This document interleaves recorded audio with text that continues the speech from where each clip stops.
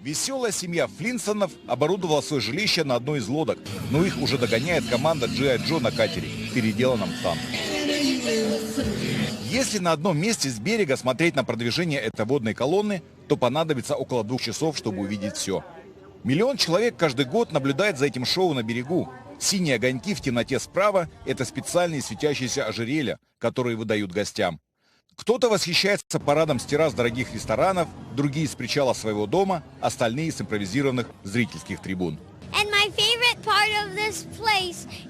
Мне больше всего нравится, что в темноте здесь очень страшно. Тема прошлого года – плывущая сказка. В этом комиксы и мультфильмы зажигают. Поэтому среди зрителей много детей.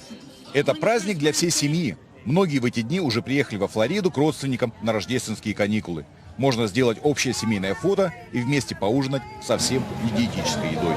Удивительно, как вот эта группа в гирляндах на досках для серфинга смогла преодолеть 20 километров пути. Это место во Флориде называют американской Венецией. Дома вдоль водных каналов и почти у каждого средства передвижения по воде.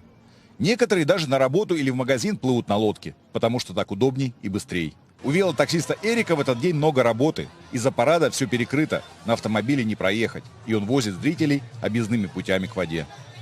Это весело. Хорошая традиция у нас. Местные автодилеры вместо оленей в сани Санта-Клауса запрягли машины. Лодки компьютерных компаний, банков, ресторанов, радиостанций и даже юридических фирм. Каждая из них плывущая дискотека. Рядовые сотрудники, топ-менеджеры и ценные клиенты танцуют на палубе. В России это бы назвали новогодний корпоратив. Спасибо, Россия. Водный парад фантастический. Всем желаю счастливых каникул. Спасибо. Сейчас я пойду еще немного повеселюсь. Это водное шоу официально входит в 10 лучших в мире. И это при том, что только в Соединенных Штатах больше 50 тысяч различных парадов. Правда, большинство из них проходит на суше, а не на воде.